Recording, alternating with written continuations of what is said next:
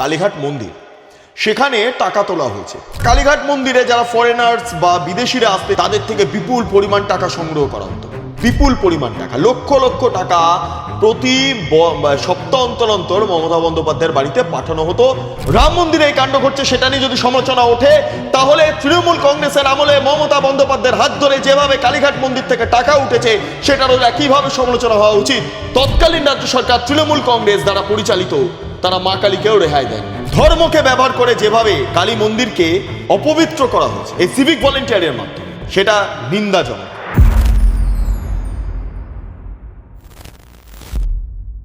রাম মন্দির নিয়ে প্রশ্ন চিহ্ন, রাম মন্দিরের টাকা, ট্রাস্টি ফাস্টি ইত্যাদি নিয়ে বিভিন্ন প্রশ্ন উঠছে, ঠিক স্বাভাবিক। মন্দিরের নামে টাকা তুললে তো প্রশ্ন উঠবেই, সেটা বিজেপি হোক, সেটা কংগ্রেস হোক, সেটা সিপিআইএম হোক, বা সেটা তৃণমূল কংগ্রেস হোক। এবার আমি একটু রাজ্যের কথায় আসি। আমরা তো এতদিন ধরে উত্তরপ্রদেশে ছিলাম। আমাদের পশ্চিমবঙ্গে একটি তীর্থক্ষেত্রের নাম কালীঘাট, কালীঘাট মন্দির, সেখানে টাকা তোলা হয়েছে। দীর্ঘ বছর ধরে এই টাকা তোলা হয়েছে এবং এই টাকা তোলার নেপথ্যে কে আছেন জানেন? রাজ্যের প্রাক্তন মুখ্যমন্ত্রী মাননীয়া মমতা বন্দ্যোপাধ্যায়। কাদেরকে দিয়ে টাকা তোলাতেন? তার বাড়ির আশেপাশে থাকা কিছু মহিলা যারা সিভিক ভলেন্টিয়ার হিসেবে কাজ করতেন, তাদেরকে রিক্রুট করা হয়েছিল কালীঘাট মন্দিরে। আমার কাছে নামগুলো পরপর রয়েছে, সব প্রকাশ করব। এবং তারা কালীঘাট মন্দিরে যারা ফরেনার্স বা বিদেশিরা আসতেন, ইউরোপিয়ানসরা আসতেন, তাদের থেকে বিপুল পরিমাণ টাকা সংগ্রহ করা হতো। শুধু এখানেই নয়, এর পাশাপাশি কালীঘাট মন্দিরে যারা দর্শনার্থীরা আসতেন, ভক্তগণ আসতেন, তাদের কাছ থেকে বিপুল পরিমাণ টাকা তুলে পাঠানো হতো কালীঘাটের বাড়িতে। মানে বুঝতেই পারছেন কার বাড়ি? মমতা বন্দ্যোপাধ্যায়ের বাড়িতে। অর্থাৎ কালীঘাট মন্দিরের অভ্যন্তর থেকেও টাকা তোলা হয়েছে এবং সেই টাকা পাঠানো হয়েছে মমতা বন্দ্যোপাধ্যায়ের বাড়িতে। এবং সেখানে কারা উপস্থিত? এই টাকা তোলার কাজে কারা যুক্ত? কালীঘাট মন্দিরে নিয়োগ করা কিছু মহিলা সিভিক ভলেন্টিয়ার, যারা মমতা বন্দ্যোপাধ্যায়ের বাড়ির আশেপাশে থাকতেন। এটা নিয়ে আজকে প্রতিবেদন। নমস্কার, আপনারা দেখছেন বেঙ্গল লিবার্টি, আমি বিট্টু রায়চৌধুরী। যে নামগুলো উত্থাপন করব একবার একটু শুনে নিন, পিলে চমকে যাবে। নীলম মিশ্র, চৈতালি মিশ্র, দুর্গা পুরকাইত, ঝুমা চক্রবর্তী, শ্রাবন্তী সাহা, রোমা কুণ্ডু, উমা রাজাক, জয়তী সরকার, রত্না সরকার, রীতা দে। আবার নাম বলছি, প্রায় 10টি নাম। নীলম মিশ্র, চৈতালি মিশ্র, দুর্গা পুরকাইত, ঝুমা চক্রবর্তী, শ্রাবন্তী সাহা, রোমা কুণ্ডু, উমা রাজাক, জয়তী সরকার, রত্না সরকার, রীতা দে। এই 10টি নাম, এই 10টি নামের যারা সিভিক ভলেন্টিয়ার এখনো পর্যন্ত কালীঘাট মন্দিরে তারা উপস্থিত রয়েছেন। তারা কি করছেন জানেন? প্রচুর বিদেশিরা আসেন, তীর্থ করতে আসেন, প্রচুর ভারতীয়রা তারা তীর্থ করতে আসেন।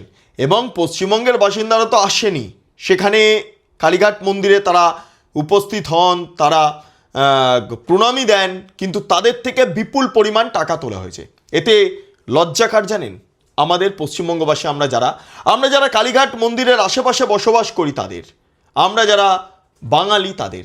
কারণ ইউরোপিয়ানসদের কাছ থেকে বিপুল পরিমাণ টাকা তোলা হয়েছে, বিপুল পরিমাণ টাকা, লক্ষ লক্ষ টাকা প্রতি সপ্তাহ অন্তর অন্তর মমতা বন্দ্যোপাধ্যায়ের বাড়িতে পাঠানো হতো। তাদের থেকে যারা কালীঘাট মন্দিরের দর্শনার্থীরা যারা আসছেন কালীঘাট মন্দির দর্শন করতে, তাদের থেকে নেওয়া হতো। এবং এই টাকাগুলো দিয়ে মমতা বন্দ্যোপাধ্যায় রাজপ্রাসাদ, অভিষেক বন্দ্যোপাধ্যায় রাজপ্রাসাদ, এগুলো তৈরি হতো। মমতা বন্দ্যোপাধ্যায়ের বাড়িতে সিসিটিভি ক্যামেরা লাগানো হতো এই সমস্ত টাকাগুলো থেকে।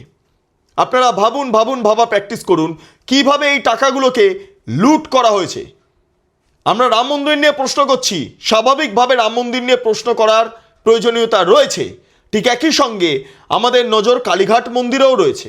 কালীঘাট মন্দির থেকে এইভাবে টাকা তোলা হতো। মমতা বন্দ্যোপাধ্যায়ের বাড়ি থেকে কালীঘাট মন্দিরের ডিস্টেন্স কত জানেন? কয়েকশো মিটার। মমতা বন্দ্যোপাধ্যায়ের বাড়ি থেকে কালীঘাট মন্দিরে যদি পায়ে হেঁটে আসেন, ন্যূনতম 5 মিনিট সময় লাগবে। রাস্তা টপকালি কালীঘাট মন্দিরের প্রেমাইসেস, এবং তারপর আপনারা ঢুকে গিয়ে মন্দিরে প্রবেশ করতে পারবেন।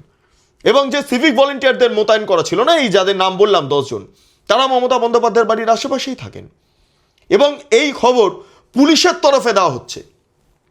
পুলিশ কর্তারা জানেন, যারা এসবিতে কাজ করেন তারা জানেন, যারা আইবিতে কাজ করেন তারা জানেন যে কিভাবে টাকা উঠে এসেছে এই কালীঘাট মন্দিরের অভ্যন্তর থেকে। আপনারা যারা এই হিন্দু জাতীয়তাবাদের প্রশ্নে বারবার সরব হয়ে যান, যারা কথা বলেন, যারা হিন্দু জাতীয়তাবাদের পক্ষে সওয়াল করেন, তাদেরকে একটাই প্রশ্ন, এতদিন ধরে টাকা উঠেছে আপনারা জানতেন না, অভিযোগ করেননি?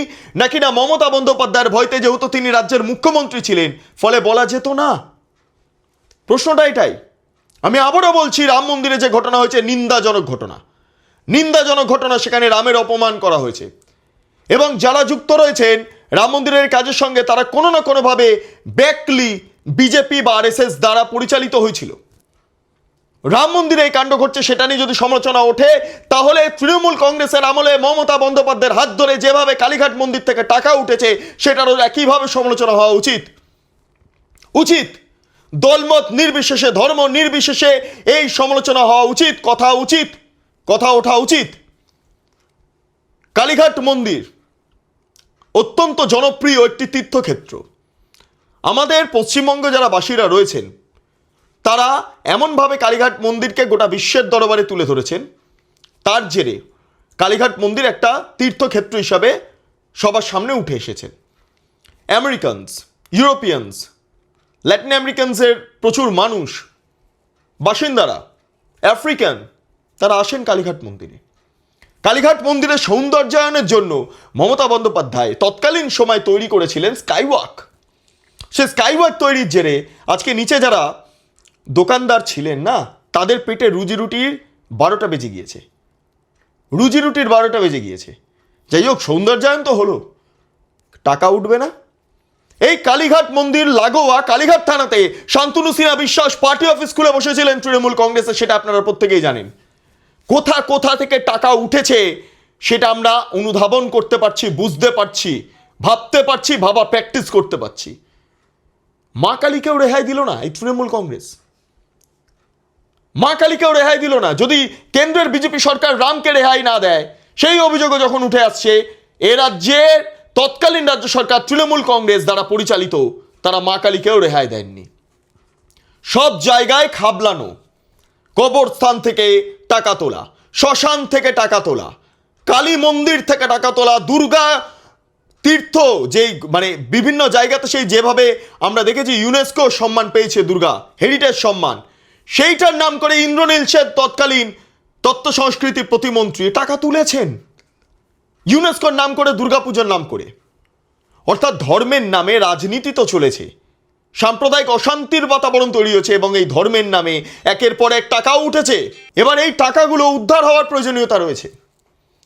কত টাকা তোলা হয়েছে বুঝতে পারছেন? যদি লক্ষ লক্ষ টাকা এইভাবে কালীঘাট মন্দির থেকে উঠে আসে, কালীঘাট মন্দিরে এক এক দিনে প্রায় লক্ষ লক্ষ টাকার যে বলা হয় দান, সেই দান আমরা চাক্ষুষ করি, দেখতে পাই।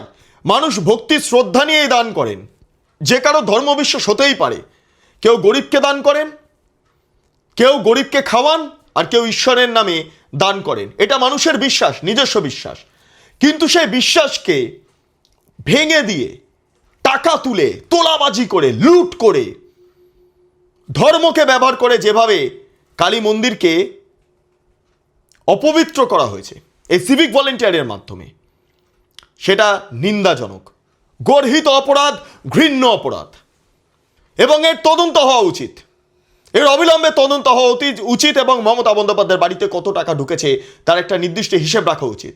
এই সংশ্লিষ্ট 10 জন যারা সিভিক ভলেন্টিয়ার হিসেবে কালীঘাট মন্দিরে মোতায়েন ছিলেন বা এখনো আছেন, যারা মমতা বন্দ্যোপাধ্যায়ের বাড়ির আশেপাশের বাসিন্দা, তারা এই কাজটা করেছেন এবং তাদেরকেও জেরার আওতায় আনা উচিত বলে বেঙ্গল লিবার্টি মনে করছে। যাই হোক, আপনাদের কি মতামত অবশ্যই আপনারা কমেন্ট সেকশনে জানান। আপনারা এতক্ষণ ধরে দেখছিলেন বেঙ্গল লিবার্টি। চ্যানেলটি অবশ্যই ভালো লাগলে লাইক করুন, সাবস্ক্রাইব করুন, শেয়ার করুন, বেল আইকন ক্লিক করুন, www.bengalliberty.com, সেখানে ক্লিক করুন। সমস্ত খবর আপনাদের জন্য সাজানো রয়েছে। পাশাপাশি লাইভ বেঙ্গল লিবার্টি নিউজ সংশ্লিষ্ট দুটি ইউটিউব চ্যানেলে আপনারা প্রবেশ করুন, লাইক করুন, সাবস্ক্রাইব করুন, শেয়ার করুন, বেল আইকন ক্লিক করুন।